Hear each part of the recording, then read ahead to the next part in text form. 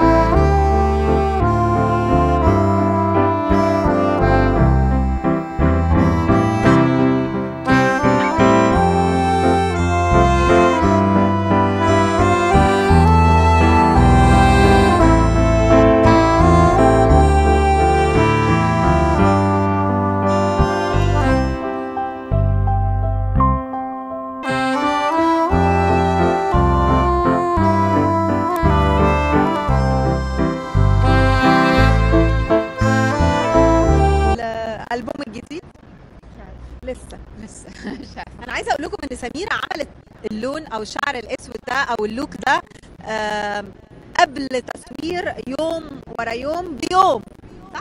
بيوم يعني قبل التصوير بيوم. طب دي ما كانش جرأة ولا كنت لسه مترددة انك تعمليه ولا لا؟ بالنسبه لي يا صابت يا خابت، يعني الحاجات دي بالنسبه لي ما بقعدش افكر، لو فكرت كتير ممكن ما اعملش حاجه يعني لازم خلاص طالما جت الفكره في دماغي لازم انفذها في ساعتها، لو قعدت فكرت ممكن ما اعملهاش خالص، فعملتها وخلاص. يعني اللي هو انا قلت حتى الفكره ناخد شويه شمس كده لسه في شمس. قلت فكره الشعر لشريف صبري والارت دايركتور في الاغنيه وكلهم يعني كانت فكرتك انت مش فكره الستايليست؟ لا. فاول ما قلت الفكره حلو تبقى لذيذ مش عارف ايه وتغيير وكده يعني، ورحنا يوميها عند الكوافير وعملنا الشعر. انا من نفسي مش مصدقه ان ممكن اللون ده يليق عليا، لانه يعني دايما بسمع انه كمان اغمق من لون شعرك الحقيقي. انا لوني اللي هو بني شويه كستنائي، بس من تحت فاتح شويه كده يعني، بس يعني عمري ما تخيلت انه ممكن اللون ده يعني بسمع طول الوقت انه اللون الغامق قوي بيكبر الوش او بيخلي الوش عنيف شويه. فانا بالعكس شايفاه مصغر. يعني كويس انه المغامره ما كانتش يعني ممكن يبقى في مغامره ثانيه مع الالبوم الجديد لسه مش عارفين، يعني ممكن ما تبقاش في شعر يعني مش شرط. حاجه ثانيه. انا عارفه دايما بتفاجئينا مفاجآت حلوه. ما اعرفش حاسه كده واحنا ماشيين واحنا كده في لندن، واجمل حاجه انه كل اللي حوالينا مش فاهمين احنا بنقول ايه بس هم متابعينك، لكن شكل الشمس واحنا في لندن وسميرة سعيد امبارح واخده جايزه كبيره قوي. نفسي بقى نغني حاجه يعني مقطع من اي حاجه، يعني عايز اسيب لك المايك وتقولي حاجه. وسط الزحمه ده احلى حاجه في وسط الزحمه والله. ايه اللي ممكن يجي على بالك دلوقتي يعني؟ مين اللي ممكن تفتكريه دلوقتي؟ عايزه اقول لك ان مثلا عبد الحليم كان بيجي هنا كتير وتوفى هنا، وانت بتحبي عبد الحليم، تحبي تقولي حاجه كده؟ والله مش عارفه او حاجه لسميرة يعني. طب اهدي سميرة سعيد اغنيه من اغانيها. اهدي انت سميرة سعيد بمناسبه فوزها اغنيه من اغانيها، تهديها ايه يعني؟ ايه الاغنيه اللي تحسي ان انت ممكن تغنيها لنفسك يعني؟ اغنيها لنفسي. لا مفيش حد اهداء يعني، او تهديها انت من السي دي الاخير، من الالبوم الاخير. يا ريت.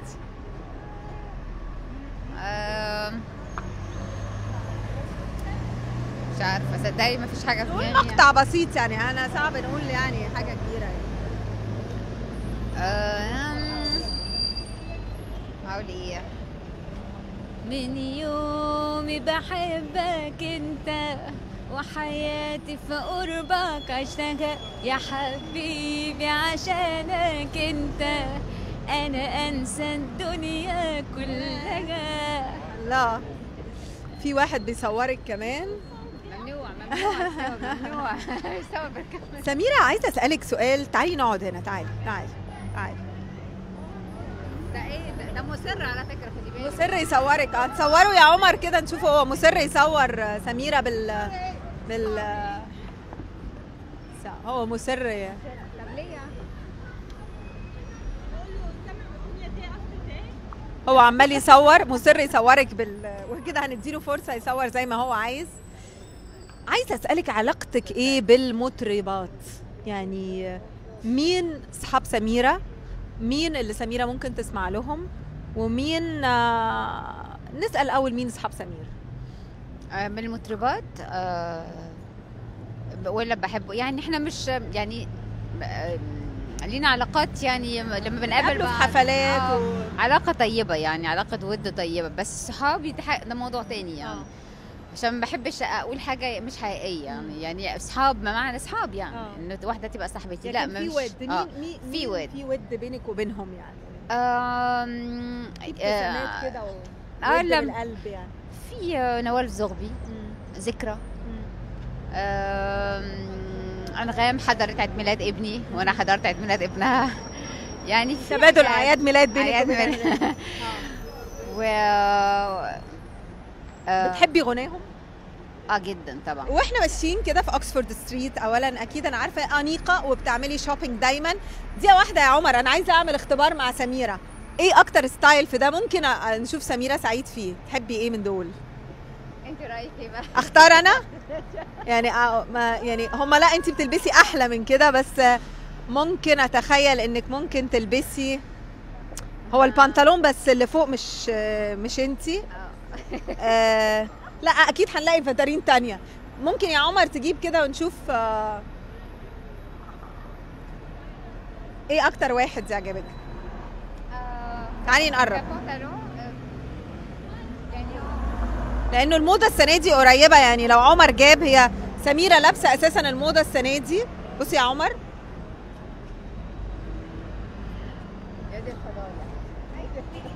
دي الموضه السنه دي، فايه اكتر حاجه في دول ممكن تعجبك؟ يعني اكتر حاجه مريحه بالنسبه لي يمكن ده اكتر حاجه يعني. مريح.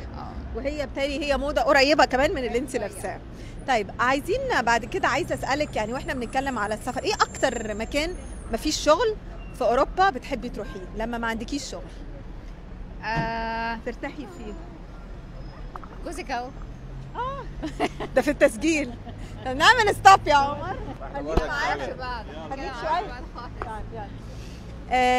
ايه اكتر مكان في اوروبا ممكن بتحبيه لو ما عندكيش شغل تحبي تروحيه؟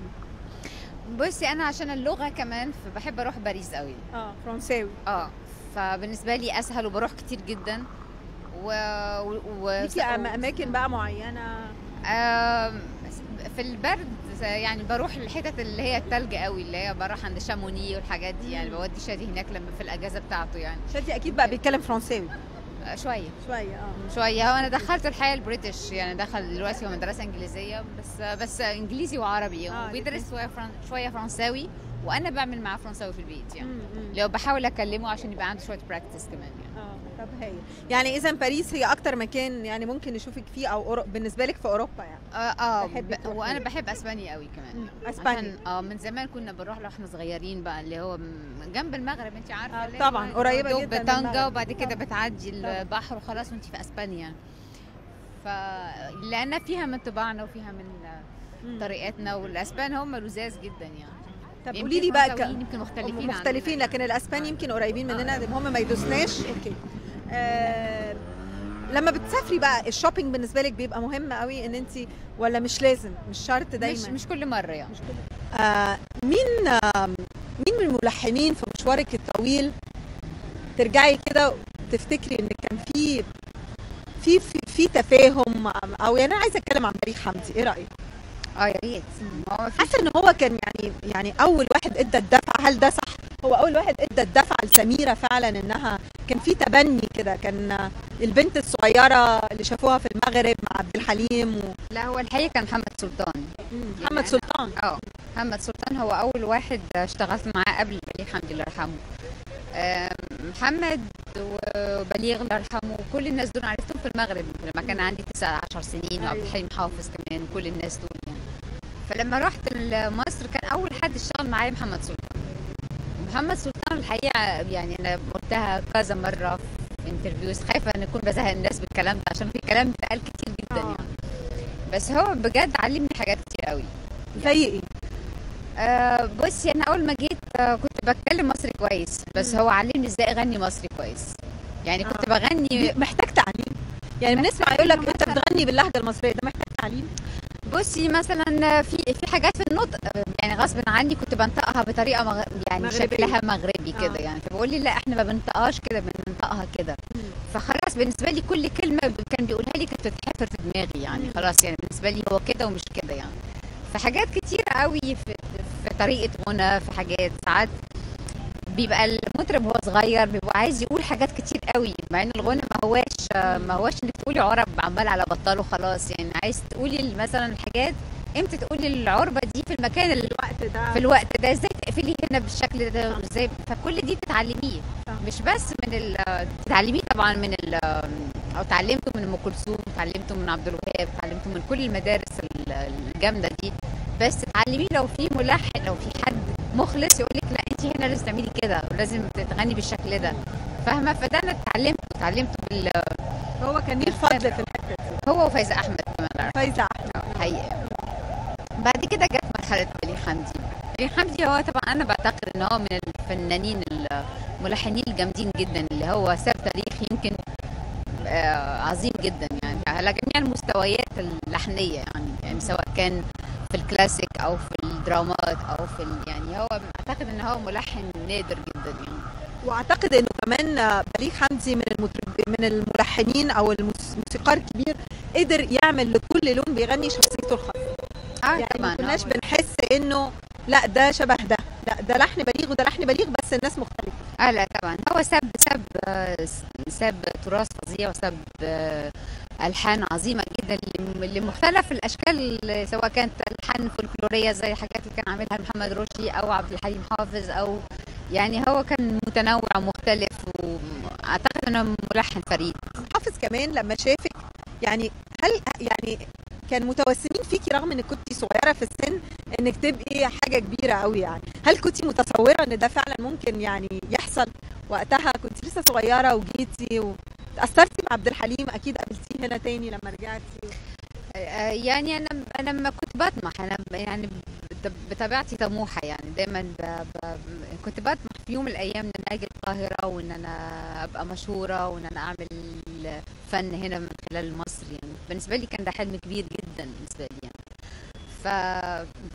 فالناس فعبد الحليم لما كان بيشوفني وقتها، وبليغ الله يرحمه، وكل الناس دول اللي شوفوا فايزة احمد الله يرحمها، وسلطان والله يمسيه بالخير، كل دول كانوا الحقيقه شايفين انه في موهبه محتاجه لشغل، محتاجه ان هي يعني تظهر وتلمع، يبقى فيها ممارسه يعني امارس، يعني بالممارسه بتتحسني، موهبتك بتتثقل بجد يعني.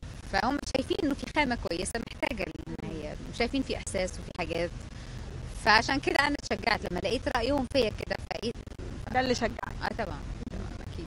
طب حاجه لعبد الحليم بقى يعني، بقى حاجه بقى يعني، انا عارفه ان احنا سميرة بتغنيه حلو يعني. حليم لبليغ صعبة؟ لا مفيش حاجة صعبة خالص.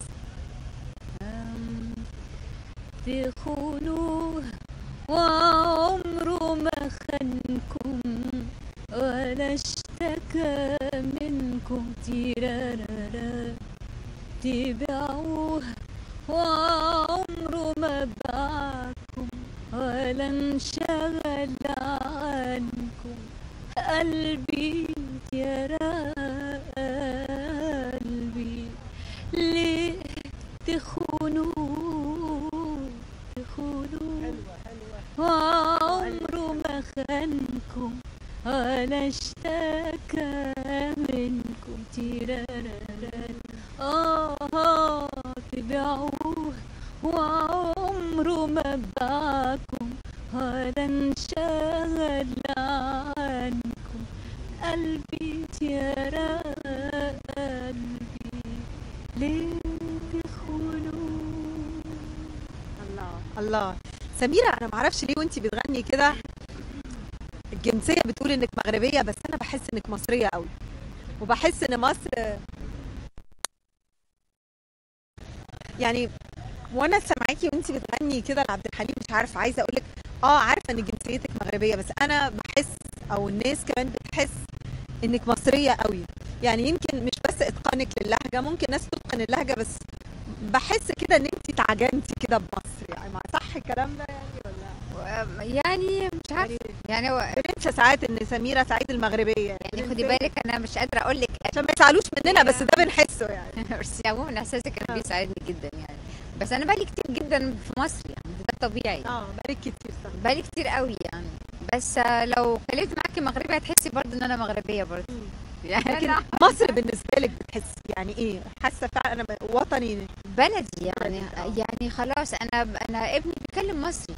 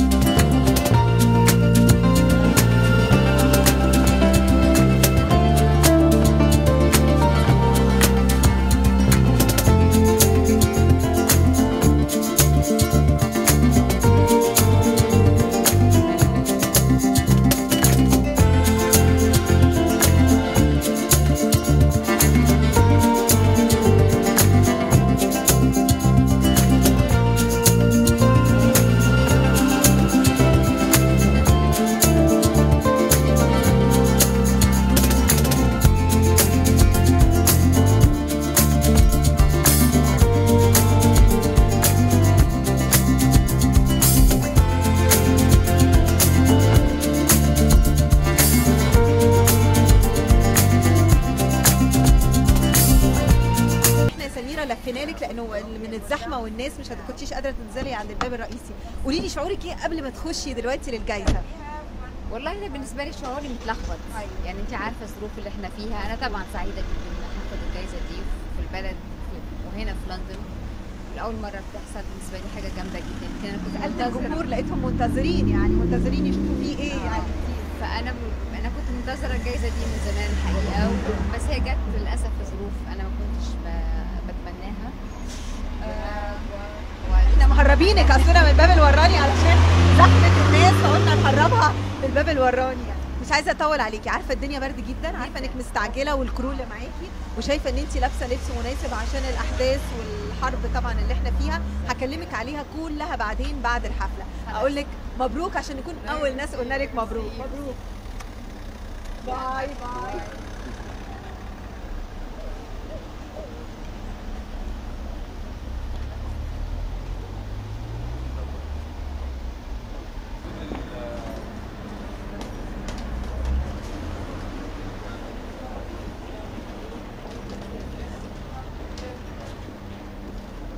ناخد اخر شوتس. ايوه خليكي يا عمر. شغال شغال شغال شغال شغال شغال لحد ما يطردونا ويقولوا لنا اتصل. باي. حلوين. جميله. زحمه. وزي ما انتم شفتوا سميره دخلت من هنا. احنا بقى دلوقتي طبعا هنسيبها وهي بدات تستعد للقاء الجماهير والحفله دي طبعا اللي بتقدمها البي بي سي. وهنلف احنا بقى من الباب الرئيسي عشان نشوف انطباع الناس وهم بيقابلوا المطربه العربيه الجميله سميره سعيد وهي بتاخد الجائزه الجميله من البي بي سي. تعالوا بقى معانا نرجع تاني للحفله. سموره الف الف الف مبروك. احنا سعداء جدا ان انت خدتي الجائزه الجميله دي. الله يبارك فيكي وانا كمان اسعد. انا حاسه ان انت النهارده كان عندك كده يعني احساس بالشجن واحساس بالسعاده كده داخلين في بعض. لا هو بجد يعني الموضوع متناقض جدا. يعني قد ايه انا مبسوطه بالجائزه وحاسه ان هي حاجه كبيره قوي بالنسبه لي، خصوصا لاول مره احنا في لندن لاول مره حد عربي ياخد الجائزه دي، فبالنسبه لي حاجه كبيره جدا. بس هي الحقيقه يمكن المره الثانيه البي بي سي بتعملها. السنه الاولانيه كانت السنه اللي فاتت ودي المره الثانيه وانت اول حد عربي من الميدل. بالظبط. فبالنسبه لي كانت حاجه مهمه جدا، بس هي توقيتها الحقيقه توقيت غريب جدا. يعني اللي هو طبعا خليني انا اقول للمشاهدين انه قد ايه كنت قلقانه وقد ايه لما اتكلمنا في مصر وكانت بدء الحرب على العراق كنت عايزه تقولي يا رب يلغوا الجايزه ومش عارفه اعمل ايه. وحتى لبسك كان المفروض هتلبس سميره لبس تاني خالص للمسرح زي ما متعودين ان هي انيقه دايما جدا جدا، فبالتالي ان هي لبست ابسط لبس ممكن تلبسه فعلا شيك بس بسيط. يعني ما كنتيش يعني حاسه ان انت مش قادره حتى تبقي يعني هي صعب جدا. يعني لما بتشوف بلد عربي عمال بيتحطم بالشكل ده والناس بتموت بالشكل ده وناس ابرياء، يعني انا بجد صعب جدا ناخد قرار. وبعدين كل شويه اكلم محسن جابر اقول له يعني طب هم هيلغوا الموضوع مش هيلغوه، طب ازاي هم اساسا مشتركين في الحرب وازاي بيعملوا حفله زي كده يعني. فتوقعت يعني قلت يعني 99% هيلغوا. كل يوم مستنيه التليفون ده، كل يوم مستنيه التليفون لغايه ما قالوا لا الحفله ماشيه وخلاص. انت عارفه ان الاوسكار كان قبلها بيومين قبل الحفله بتاعتنا دي بيومين، وفي ناس ما برضو عملت حديث زيك وفي ناس يعني يمكن وجهت كلمات باش وفي ناس اتسحبت من الحفله، والحفله نفسها كان شكلها متقلص عن حفلات الاوسكار بشكل عام. طبعا الحاله في العالم كله غير طبيعيه يعني مش بس عندنا في العالم العربي، لا الحاله في العالم كله الشعوب كلها. يعني اذا ما كنتش يعني اكذب ان كل الشعوب ضد الحرب دي يعني. فانا عماله يعني مش عارفه اقولها لك ازاي. ببساطه شديده جدا كنت عماله بجرجر رجلي. انا حاسه وانا شايفاك اللي هو عماله بقول يعني طب اعمل ايه؟ طب ما ينفعش اغني. طب خلاص طالما انا جيت هنا ولازم عنده جزء من الفيديو كليب بتاعي للمشاهد. فكان ده الجايزه لازم اخدها وفي نفس الوقت ما اقدرش اغني. اولا ماليش نفس ما اغني طبعا لان الموضوع ده يخصني قوي يعني احنا من المنطقه نفسها يخصني يعني شخصيا. فازاي اطلع واغني وتبقى الحياه جميله وعاديه يعني. فقلت يعني ابسط حاجه هاخد الهديه اللي دي بالنسبه لي هديه كبيره جدا ولازم اقبلها هقول كلمه اللي انا حاسه بيه، اللي انا شايفه انه ده. هل تفهموا الموضوع ده قبل ما انت تيجي؟ لانه عاده لازم بتقدمي عرض، لانه الناس بتيجي مخصوص وبتدفع تذاكر للحفله الكبيره دي، فهل تفهموا ان انت مش هتغني؟ لا الحقيقه هم يعني اول ما قلنا لهم ان احنا مش هنغني او انا مش هغني، هم حسوا انه ده الطبيعي، يعني غير كده كان هيبقى مش طبيعي الحقيقه. هم حسوا انه ده الطبيعي اللي بيحصل، وانه اي حد بره. انا عايزاكي تقولي، انت قلتي الكلمه طبعا باللغه الانجليزيه، لان كل الجماهير الموجوده هنا كلهم بيتكلموا انجليزي، لكن ترجمي لي بقى انت، احنا طبعا هنشوفها من الحفله، لكن قولي لي انت بالظبط كتبتيها ازاي وقلتي خالص. انا كتبت بوينتس كده، قلت ما معناه يعني برغم سعادتي. انا الاول شكرت الناس اللي هم ادوني الجائزه دي، ودي حاجه مهمه بالنسبه لي. وقلت برغم سعادتي بالجائزه، انما انا حزينه جدا، لان صوت المدافع وصوت الطيارات الحربيه هي في الاخر اقوى من صوتي. فبالتالي انا النهارده مش هعرف اغني، لانه لا الوقت مناسب ولا اقدر اغني النهارده. اسمحوا لي، النهارده احساسي مش هقدر اغني النهارده، فمعلش يعني في الاخر طبعا شكرت كل الناس اللي هم تعبوا معايا في الالبوم اللي فات، يعني بسببهم انا خدت. طيب عايزه بقى ارجع تاني واخدك انت دلوقتي، يعني خلصتي، يعني هتبداي بعد جايزه وبعد البوم، بتعيشي ازاي في الالبوم الجديد؟ يعني الالبوم الجديد ده بتحضري له ازاي؟ بتسمعي ايه وبتفكري ازاي وبتفكري تبداي ايه؟ بتبداي من اخر اغنيه انتهيتي فيها، ولا بتنسي خالص الالبوم؟ يعني يوم ورا يوم هتنسيه خالص عشان تبداي حاجه جديده؟ ما لازم انساه، لانه لو ما نسيتوش هعمل زيه. تنسيه ازاي بقى؟ عايزه اعرف تنسيه ازاي. ما بسمعوش خالص خالص خالص. انا ما بسمعوش من ساعه ما بينزل اساسا، انا بكون اشتغلت فيه جامد جدا. يعني بصي، يعني اول ما بينزل سي دي، يعني انا بينتهي عندك كده، بينتهي خالص. ممكن اسمعه بعدها ب6 اشهر 7 اشهر اقول يا سلام، ما في حاجات حلوه اهو. يعني بعدها بقول ايه الاغاني اللي انا كان ممكن يبقى احلى، كان ممكن اغني احلى، كان ممكن كلام هنا يبقى احلى، كان ممكن توزيع يبقى احلى. فببقى بنتقد طول الوقت. قلقانه لانك لسه مخلصه الالبوم. بس بعدها فتره، بس يعني بقعد 6 اشهر 7 اشهر ما مش سامعاه. ممكن لما ارجع له ممكن استمتع بيه يعني. لما اجي اشتغل بقى في البوم جديد بقى، لازم ابقى خلاص، ده بالنسبه لي انا عارفه انا عملت ايه في الشتاء اللي فات. بحاول قدر الامكان ان انا ابعد عن السكه اللي انا عملتها قبل كده يعني. وده في مفاجآت في الالبوم اللي جاي؟ يعني مش هقدر اقول انه مفاجآت، هو انا عايزه اقول في الاخر يعني مفاجآت حلوه يعني. يعني انا عايزه اعمل شريط يعني اللي جاي، اللي انا شايفه السمه الاساسيه بتاعت الشريط اللي جاي، انا عايزه يبقى مليان احاسيس يعني.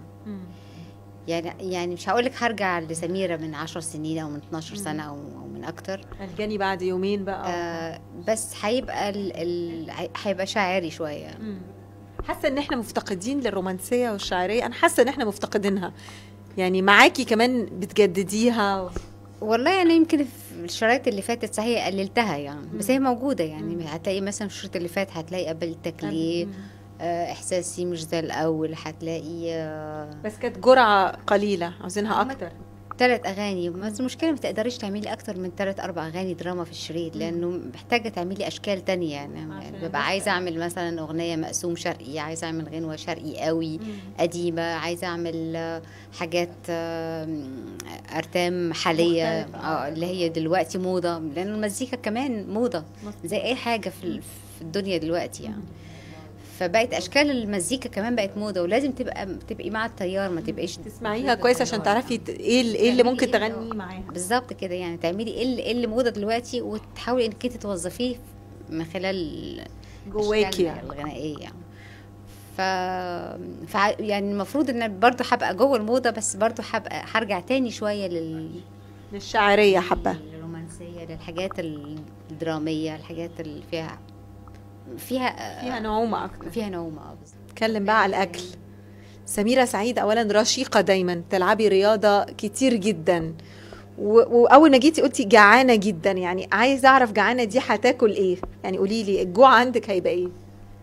انا نفسي في سمك جدا. سمك؟ السمكه قد ايه يعني 2 سنتي ولا يعني لا يعني انت بتاكلي ايه في اليوم عموما؟ يعني انا حاسه ان انت دايما يعني ما شاء الله رشيقه ومحافظه على يعني قوامك عايزه اقول لك انه عندي في البيت مغربيه بتعمل لي اكل ممكن يوديني في داهيه يعني. الاكل المغربي دسم جدا. يعني فظيع. بس بالزيتون بقى وبرقوق بالفراخ بطر الزيتون صح كده وكسكسي وحاجات دي يعني.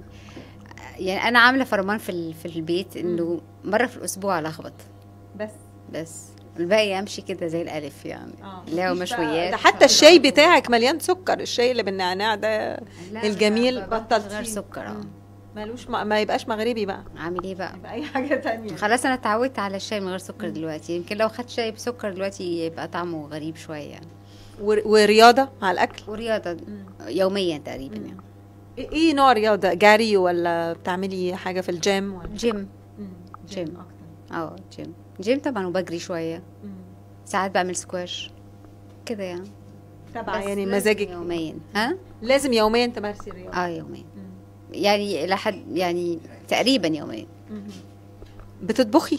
تعرفي تطبخي؟ لا خالص ولا اي حاجه، مع انك متضافه جدا في بيتك. خالص ولا الشادي كده حاجه؟ ده لا، انا فاشله جدا خالص. على فكره مش بقول الكلام ده وانا فخوره بالموضوع ده، بس اقول لك ان الموضوع ده تعبني نفسيا يعني. بس مش ما كانش يعني في وقت ان انت لا يعني انا مش عارفه ليه يعني. كل حاجه بالنسبه لي لازم احبها قوي عشان اعملها. فانا عمري ما حبيت اطبخ. يعني فاهمه، عمري ما حسيت انه ده بالنسبه لي ممكن يبقى في متعه. ممكن مثلا صاحبتي نجيه بتستمتع بالموضوع ده مثلا، بتحب ان هي تطبخ. انا بالنسبه لي لا خالص يعني.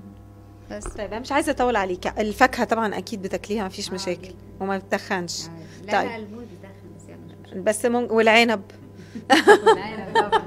عموما انا مش عايزه اطول عليكي، عايزه اسيبك دلوقتي للعشاء ونقول اليوم الجميل ده حاجه. انت عماله بتقولي انت رشيقه ومش عارفه ايه. ما انت نفس انا هاكل بس هاكل دلوقتي مش سمكه. انا شكلي هاكل يعني انت بتعملي ايه بقى؟ لا بعمل شويه برضه. بس انت عايزه تحولي الدفع. ايوه بس طبعا يعني قلتي لي غني هغني، بس انت ما رضيتيش تغني بقى خلاص. لا بس بكره